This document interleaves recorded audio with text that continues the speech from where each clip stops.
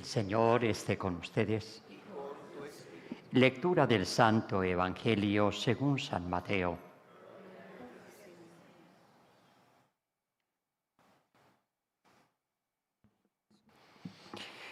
En aquel tiempo exclamó Jesús: Te doy gracias, Padre, Señor de cielo y tierra, porque has escondido estas cosas a los sabios y entendidos y se las has revelado a la gente sencilla. Sí, Padre, así te ha parecido mejor. Todo me lo ha entregado mi Padre, y nadie conoce al Hijo más que el Padre, y nadie conoce al Padre sino el Hijo, y aquel a quien el Hijo se lo quiera revelar.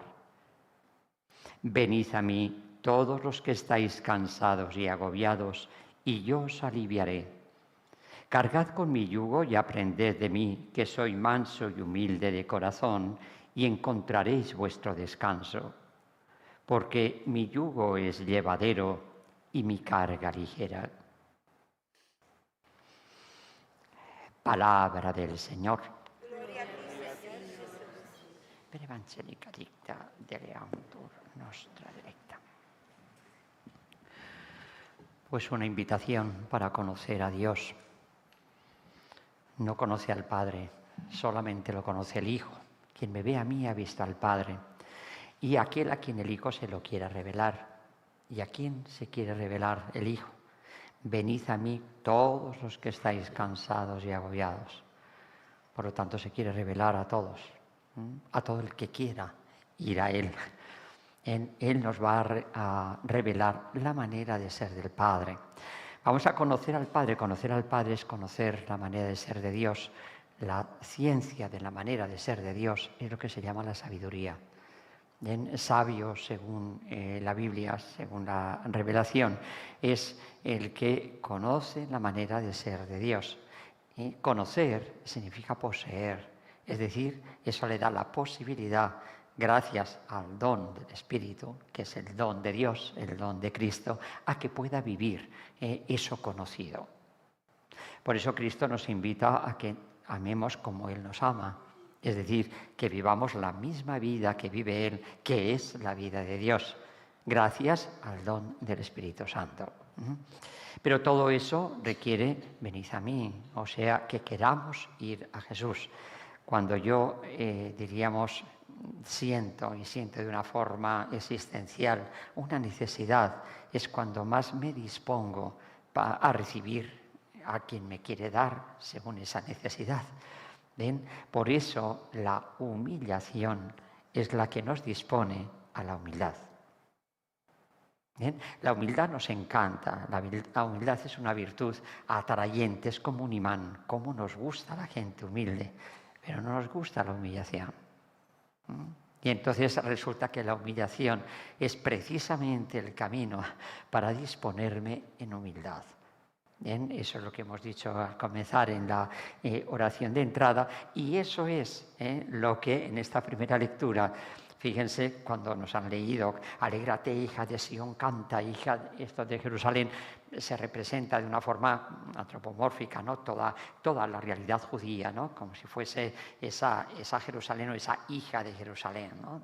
Donde se centra en una persona como que acoge toda esa realidad nacional, ¿no? Mira a tu rey que viene justo y victorioso, montado y cabalgado en un asno. ¿Quién no se ha acordado del Domingo de Ramos? ¿Ven? El Domingo de Ramos, nosotros lo leemos y dice, pues sí, pues fíjate aquel éxito, aquel triunfo, todo el mundo alrededor de Cristo y Cristo montado en un burrito. Y, sí, pero los judíos lo estaban leyendo otra cosa.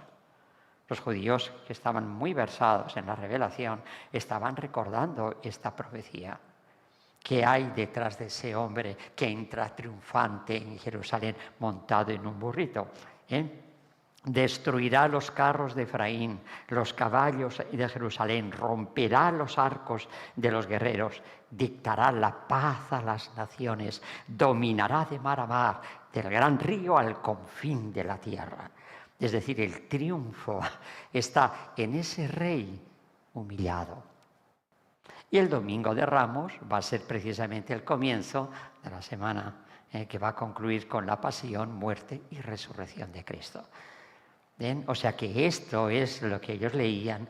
Dice, esto es lo que ha dicho el profeta. Por eso estaban tan incómodos. Dice, espérate, esto es demasiado parecido, ¿no? Y cuando le dicen a Cristo, di que tus discípulos que se callen, porque te alaban como a un rey bienaventurado, el que viene en nombre del Señor.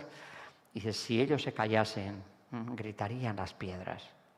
Es decir, eso es la profecía, ese es el estilo, esa es la manera de vencer Dios al mal. El mal que se ha posesionado del hombre y de la tierra debido al pecado. Y la forma de vencer es a través de esa humillación que llamamos la cruz. Por eso la carta a los Filipenses pone el triunfo de Cristo en la cruz. Nos habla de la doble humillación de un Dios que se hace hombre, imagínense un salto infinito, una kenosis, un abajamiento, y dentro de ese abajamiento se hizo esclavo de todos. Tengan en cuenta que la muerte en cruz era tan humillante que los romanos no podían crucificar a un romano. Por eso a San Pablo no lo pudieron crucificar. A San Pedro sí, porque era judío. A San Pablo no, porque tenía ciudadanía romana. Era tan humillante esa muerte y los judíos tampoco podían crucificar. Por eso le dicen a los romanos que crucifiquen a ese judío que es Cristo, ¿no? O sea que para que vean el sentido que tenía esa muerte. Una muerte que para los romanos era más humillante y para los judíos todavía más. Maldito el que cuelga del madero. Es decir, condenado. Esa es la muerte que escoge Cristo. La humillación de las humillaciones. ¿Para qué? Para vencer al mal. Dios vence. Yo he vencido al mundo. Al mundo se le vence, no con las armas, no se le vence con una reacción semejante a la suya de agresión, sino todo lo contrario. Si os dan en un lado, poned el otro. Bendecid al que os persigue, al que os maldice. Perdonad al enemigo. Esa es la victoria del cristianismo. No es una victoria triunfalista, no es una victoria como lo que yo intuyo que es una victoria. De repente Cristo se baja de la cruz, lo que le decían los fariseos. Si eres hijo de Dios, bájate de la cruz y creeremos en ti. ¿Sabes? La tentación que el demonio le dijo, tírate del templo abajo, los ángeles te bajarán, todo el mundo va a creer en ti. No es la forma de la victoria sobre el mal y sobre la muerte, sino que es a través de la humillación. ¿Bien? ¿Por qué? Porque la humillación hace que el hombre se abra en humildad. ¿Bien? La humildad es ese estado blando en donde Dios puede imprimir, puede realizar su plan. Por eso la Virgen María, ¿bien?, ha mirado la humillación de su esclava, no dice la humildad. La humillación de su esclava. En esa humillación que le hace totalmente disponible para Dios, que tienes que no hayas recibido, la humillación me lleva a la humildad que me pone en la verdad. Y eso es lo que me hace estar en una disponibilidad total para Dios. Es un estado, como digo, blando del alma. Si yo quiero, hay un difunto, alguien que se ha muerto, importante, y queremos sacar, como antiguamente, la mascarilla, ¿no?, para que luego se recordase qué rostro tenía ese personaje importante. Hoy en día ya con el 3D, con el no sé cuántos, con todo esto, ya me imagino que lo sacarán de otra manera. Pero antiguamente era con una mascarilla de cera. ¿Qué hago con la cera? ¿Le doy de golpes? No, tengo que ablandarla con calor, la pongo sobre el rostro y acoge totalmente, deja de ser ella para acoger los rasgos de la cara que está cogiendo. Esa es la humildad. Me abre en blandura, parquea de alguna forma mi propio ser, mi propio proyecto, y me abre incondicionalmente al proyecto del otro, que en este caso es Dios. Por eso en la humildad es donde Dios hace su obra. Yo me salvo por pura gracia de Dios. Yo soy el que soy y soy elevado a la condición de hijo de Dios por pura gracia de Dios. Pero Dios no puede hacer en mí esa obra. Por eso me dice Cristo, venid a mí los que estáis cansados y agobiados. El hombre que quiere alcanzar una plenitud que no puede alcanzar por sí mismo, venid a mí.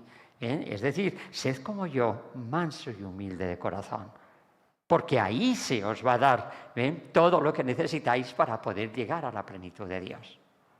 Esa es, diríamos, la gran diferencia del planteamiento del mundo y el planteamiento del hombre. Esto es lo que ha explicado aquí San Pablo.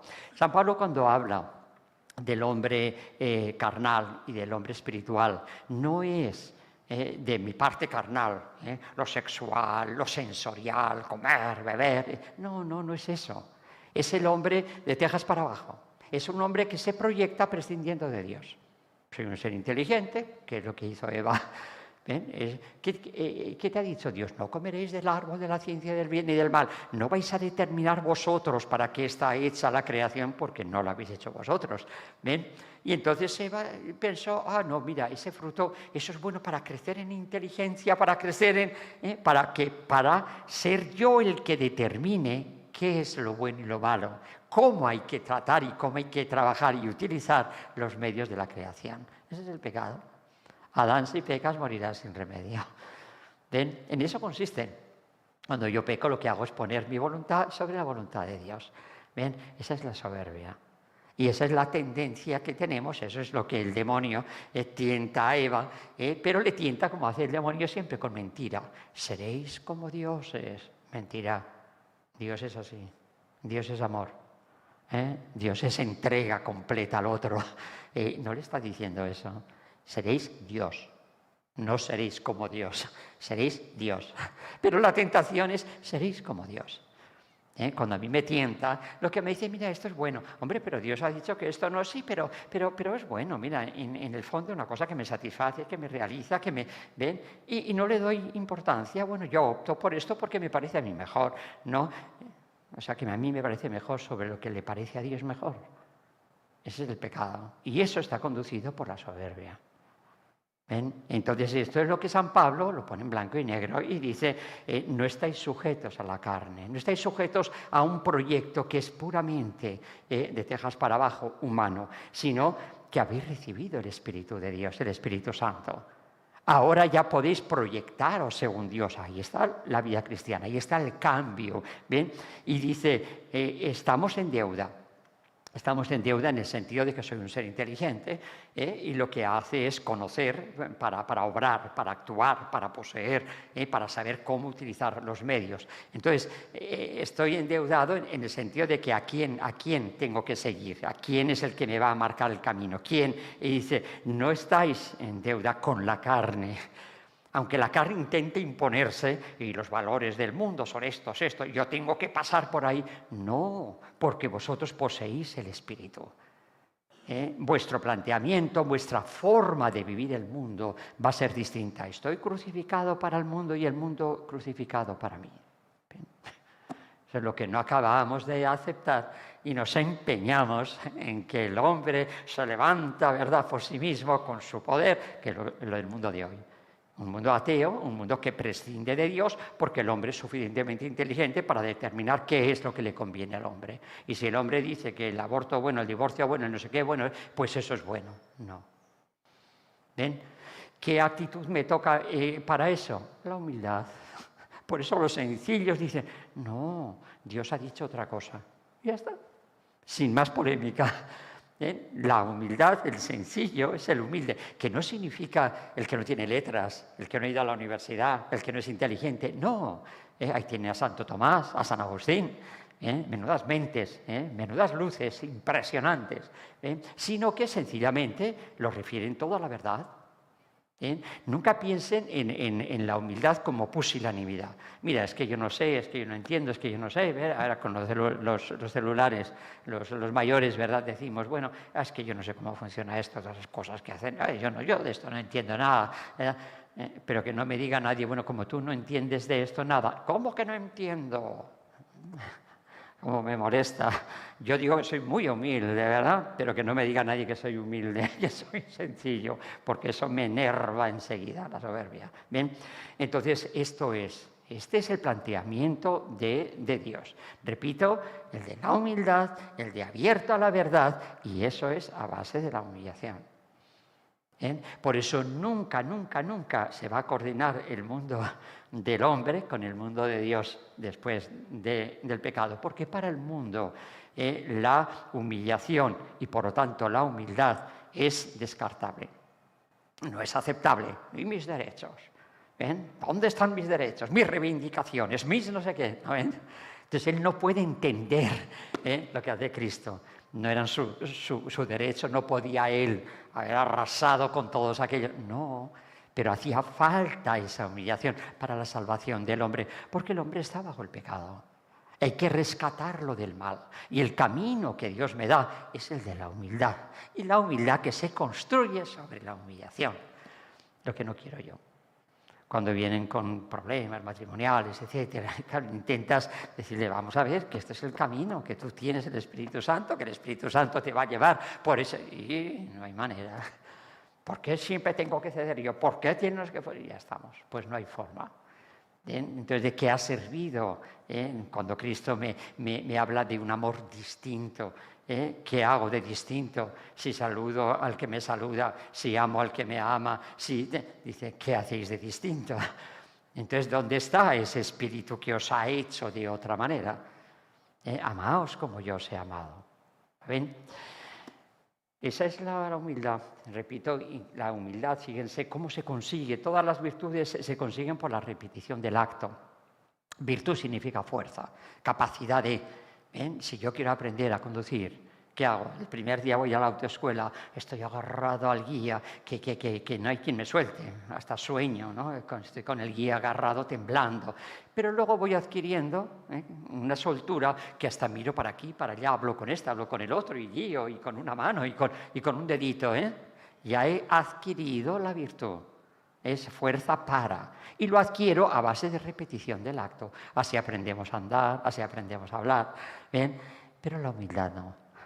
La humildad, por eso les digo, no es una virtud. Y yo digo, bueno, mira, hoy voy a ser humilde. Mira, esa persona que me fastidia tanto, hoy le voy a responder con una sonrisa que, bueno, se va a quedar sentada. Muy bien. Y ya he hecho un acto de humildad. Y luego otro, y cada vez que voy a la tienda, mira, me pasa esto, me incomodo con no sé qué. Hoy nada, hoy va a ser todo. Y yo 2 actos de humildad, 3 actos de humildad. Y llega al cuarto, me pisa alguien en un dedo y le doy un bofetón que lo siento. ¿Qué ha pasado con mi humildad? Pues que la humildad no se consigue así. No es por repetición del acto. ¿Cómo se consigue estar abierto, blando para aceptar al otro? Es solamente de una manera, mediante el amor. Por eso el primer mandamiento, es decir, la realidad de lo que es el hombre, se construye sobre el amor. Solamente el amor.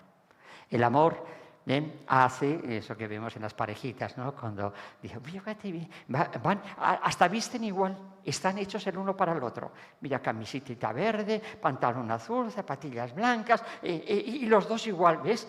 Yo en la vida me he puesto una camiseta verde, pero a mí no me gusta nada el verde. Pero entonces, ¿por qué te pones la camiseta verde? Porque la otra o el otro se pone verde. Ese es el amor. Me abre al otro y me hace aceptar lo del otro como mío. Ese es el amor. Bien, eso es lo que yo tengo que hacer con Dios. Y esa es la humildad. Por eso me tengo que enamorar de Dios.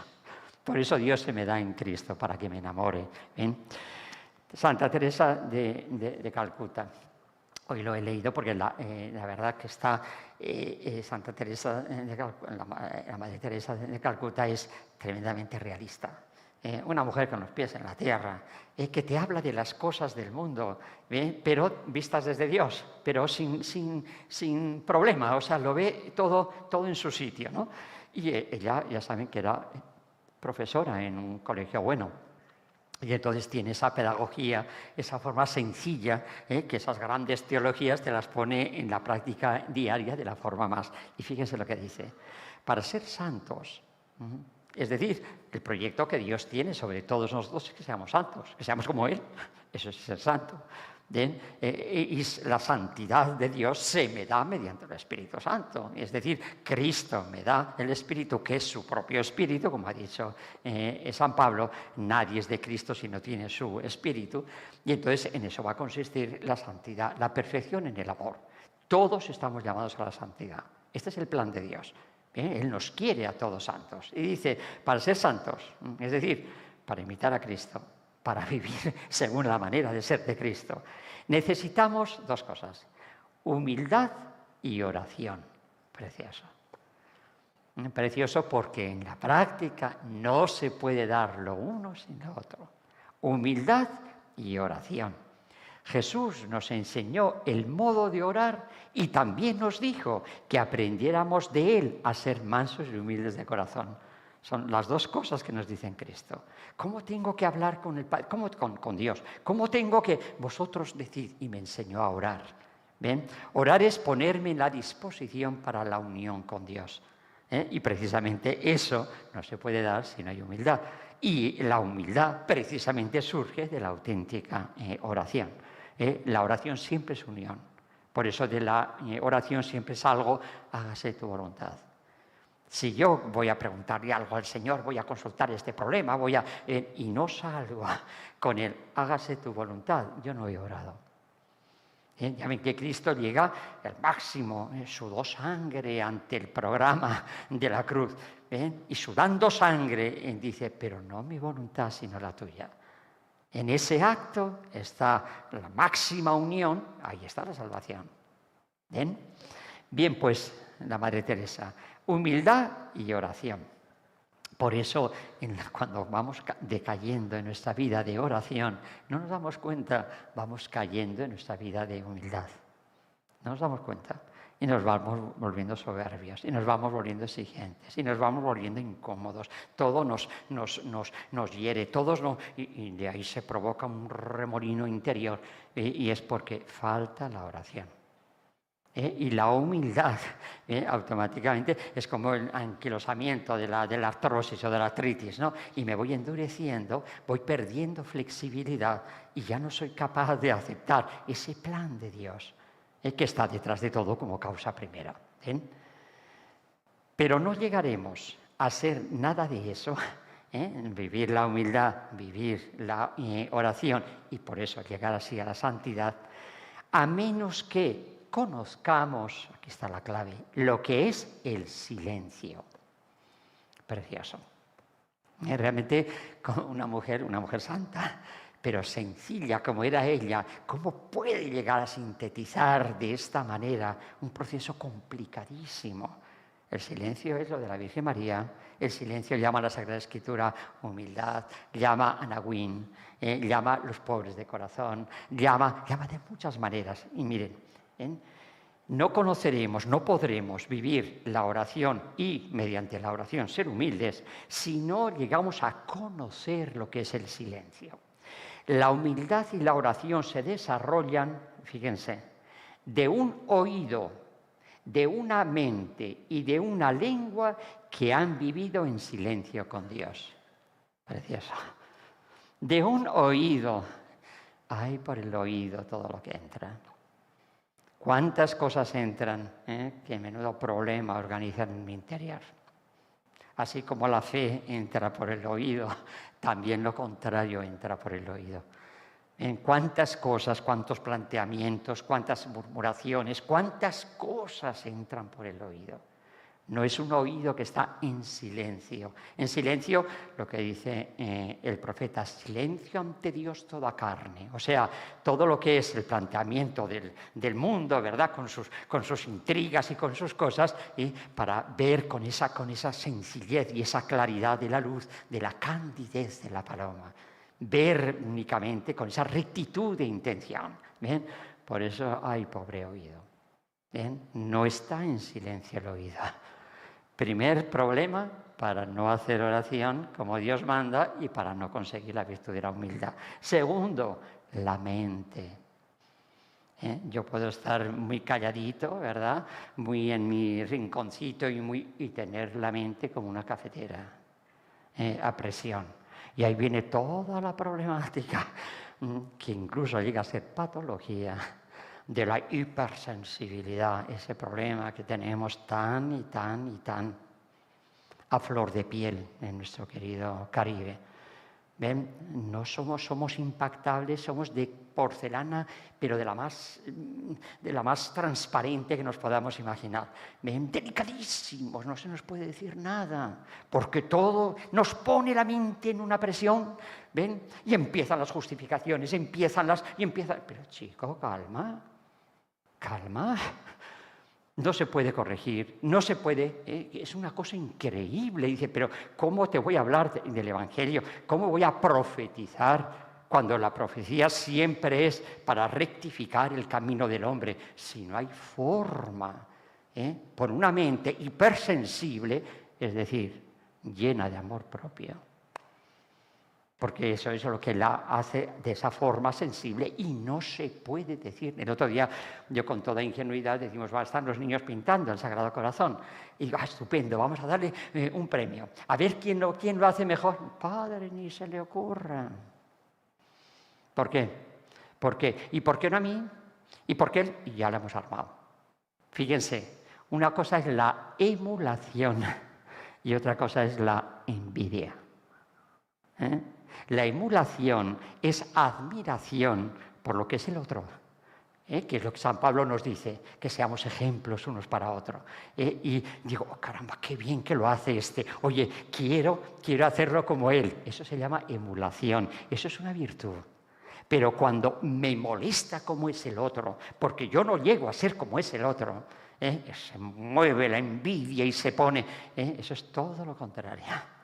La emulación es una virtud propia del amor. Me alegro del bien del otro, me alegro por lo bien que lo haces. Y ahora fíjate, te quiero copiar, porque lo haces tan bien, esa es emulación. Y me alegro por tu triunfo. La envidia, trato de destruir lo del otro, porque parece que me están arrancando, que me están quitando algo mío. No te están quitando nada. Y al envidioso no le vengas con razones porque no entiende nada. ¿Por qué? Porque se ha puesto en un mundo de comparación que no le toca. ¿Para qué te comparas con el otro? Tú eres quien eres ante Dios. No te compares con nadie. Piensa que en su providencia, ni un cabello cae en mi cabeza sin que lo quiera. Él lo tiene todo perfectamente. Yo soy yo y Dios tiene su plan conmigo y ya está. Pues ¿por qué tengo que estar en el mundo de hoy? Venga, presentarme a todas estas gentes. Mira, yo no sé qué artista tiene, no sé cuántos millones, fincas con 5 piscinas y no sé qué, y no sé. Y venga, para provocar, no la emulación, sino la envidia. La envidia mueve el mundo. El mundo del espíritu se mueve por el amor. El mundo de la carne se mueve por la envidia. Y entonces eso está continuamente. ¿Qué ocurre? Que eso es lo que provoca ese desorden mental, en donde todo se me hace agrio, todo se me hace insoportable, porque estoy comparándome, pero chico, disfruta del bien de los demás, gózate de cómo Dios bendice, cómo Dios hace, cómo Dios... No puedo.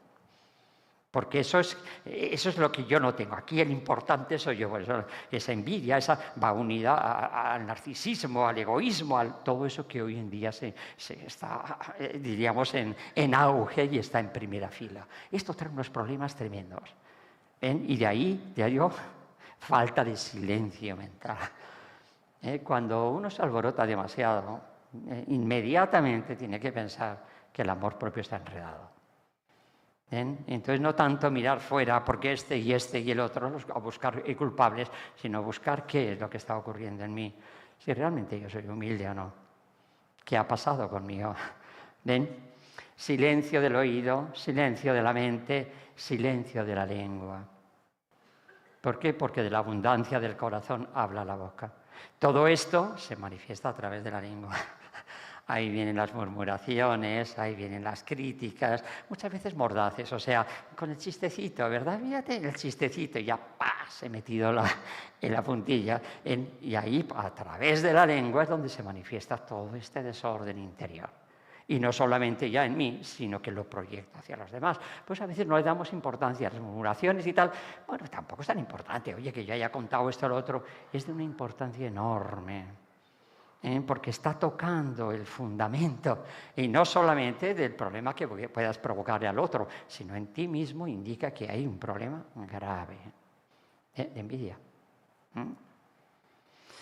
La humildad y la oración se desarrollan de un oído, de una mente y de una lengua que viven en silencio con Dios, porque en el silencio del corazón es donde habla Él. Por eso hay tantos que Dios no les dice nada. Y es por esto, para que vean que el ejercicio ascético hay que trabajarlo. Estamos muy heridos por el pecado y esto hay que trabajarlo. Y fíjense, sigue, es impresionante. Impongámonos realmente el trabajo, imponernos realmente, como nos dice San Pedro, el trabajo de aprender la lección de santidad de Jesús. ¿Ven? El que me dice cómo orar y el que me dice ser mansos y humildes de corazón. Esto, dice, es la lección de santidad de Jesús, cuyo corazón es manso y humilde. La primera lección de ese corazón, aquí pone el primer fundamento de la vida espiritual, es un examen de conciencia. Vamos a dejarnos ya de tanta problemática de lo que me viene de fuera, que es que todos están contra mí. Todo esto es una cosa, todos son enemigos. Mira, examínate tú. Cristo, en Getsemaní, razones tenía para hablar contra Pilatos, contra Herodes, contra Caifás, contra todo el mundo. ¿Ven? Y hablo sobre alguien, nada. Padre, no mi voluntad, sino la tuya. Aparta de mí este cáliz, o sea que soy consciente de todo lo que tengo encima. Ahora, ¿de qué sirve? Que repase a los enemigos, que repase. Si lo que tú quieres es esa humillación, en orden a que desde esa humillación te diga, hágase tu voluntad. Ese es Jesús, ese es el examen de conciencia. Eso es un verdadero examen. ¿Bien? Por eso ella dice, lo primero, examen de conciencia. El resto, el amor y el servicio, lo siguen inmediatamente. Solemos poner todo el énfasis en el amor y el servicio. Hay que servir, hay que hacer a los pobres, hay que hacer... Se me olvida este examen. ¿Bien? Y este examen, dice ella, el examen no es un trabajo que hacemos solos, sino en compañía de Jesús. ¿Ven? Lo que le decía Santa Clara a Santa Isabel, reina de Hungría. Como reina que eres, arréglate todas las mañanas, mírate en el espejo, pero que ese espejo sea Cristo. Y entonces mira las virtudes que hay en Cristo y que esas sean tus virtudes. Esta es preciosa. ¿Ven? Yo voy al examen y me miro desde Cristo. No empiezo, repito, a dar revueltas y a tantas cosas. Eso no es examen. ¿Bien? Me miro desde Cristo. ¿Por qué? Porque voy a ver mi actitud. Cristo, como aquí la Virgen María en el icono de él, no espanta la cruz, sino que me enseña a llevar la cruz. Me enseña cuál es la actitud que tengo que tener ante la cruz. Porque la cruz no va a faltar debido al pecado. Ahora yo, ¿cuál es la ciencia? ¿Cuál es la sabiduría de Dios? Como manso cordero. Esa es la sabiduría de Dios, ese es el amor, eso es lo que triunfa. ¿Ven? El examen no es un trabajo que hacemos solos, sino en compañía de Jesús. No debemos perder el tiempo dando inútiles miradas a nuestras miserias, interiores, personales y las de fuera. Y estamos ahí dando y dando, es que yo soy así, es que tal, es que no sé qué, es que fíjate, que cuando era niño, cuando el bullying, que no sé qué, que no sé cuánto. Mira, déjate de historias. Que detrás de todo eso estaba la gracia de Dios actuando. Y sigue estando. Como dice San Pablo, deja todo eso a la misericordia de Dios y lánzate en lo que te queda, lánzate hacia adelante. ¿Ven? No debemos perder el tiempo dando inútiles miradas a nuestras miserias, sino empleando el tiempo en elevar nuestros corazones a Dios para dejar que su luz nos ilumine. Este es el humilde. ¿Ven? Por eso el humilde todo se convierte en gozo. Y si la persona es humilde, miren que, desde luego ya digo, los santos son como son, Si la persona es humilde, nada le perturbará, ni la alabanza ni la ignominia. Ven, yo detrás de la alabanza, venga, que me aplaudan, que digan, que ven, y cuando hay una ignominia estoy revoltijado por dentro. Nada le perturbará si es humilde. Por eso este, ya digo, es un termómetro precioso para uno mismo. Saber cómo estoy. ¿Por qué? Porque se conoce a sí mismo. ¿De qué me voy a extrañar? Que los demás hacen, que deshacen, siendo yo como soy, pobre mío. Si no fuese por la misericordia de Dios, ¿dónde yo estaría? Y entonces me vuelvo condescendiente hacia lo que me hacen, porque me conozco a mí mismo. ¿Ven? Si la acusan, no se desalentará. Si alguien la llama santa, no se pondrá sobre un pedestal. Y es verdad, su figura nos recuerda esto. Así era, mira que escuchó críticas, la madre Teresa fue terrible, terrible. ¿Qué hacía esa monja por ahí? Bueno, le cayó desde el principio de todo. ¿Bien? Y ella ahí, ¿bien? En su sitio, con esa sonrisa, con esa... Si eres santo, dale gracias a Dios. Si eres pecador, no sigas siéndolo. Qué bonito. ¿Ven? Que es lo del famoso tema del Kempis, aquel alma turbada, porque decía, como Dios me llame, como yo me muera por la noche, como yo estaba turbada y turbada, y se le aparece Cristo y le dice, bueno, ¿qué pasa? Pues es que tengo miedo, si me tengo que presentar ante ti, si te tienes que presentar ante mí, ¿cómo quisiera ser? Pues empieza, ya está. En vez de estar alborotado, pues empieza. Ponte ahora mismo, si eres pecador, no sigas pecando. ¿Ven? Cristo nos dice que aspiremos muy alto, por eso no confundamos la humildad con la pusilanimidad. Fíjense, nos dice que aspiremos muy alto, no para ser como Abraham o como David o como cualquiera de los grandes santos, sino para ser como Él, que es como nuestro Padre Celestial. Sed misericordiosos como vuestro Padre es misericordioso. Sed perfectos como vuestro Padre es perfecto. Esa es la aspiración del humilde. Bien, por eso el humilde, ya digo, no lo confundan con el pusilánime. Ay, el pobre, que no llega a nada, que no. No, todo lo contrario. Precisamente su humildad. Me llamarán bienaventurada todas las generaciones, porque ha mirado la humillación de su esclavo. Es precioso. La autobiografía de la Virgen nos lo dice todo, madre y maestra. Y todo esto, ¿por qué? Porque puedo tener esas ansias y esas aspiraciones si yo, pobre de mí, no puedo nada. Porque no me elegisteis vosotros a mí, fui yo quien os he elegido. Lo que ha dicho Cristo. Venid a mí todos los que estáis cansados y yo os aliviaré. Cargad con mi yugo, etcétera, porque me doy a conocer a quien quiero darme a conocer.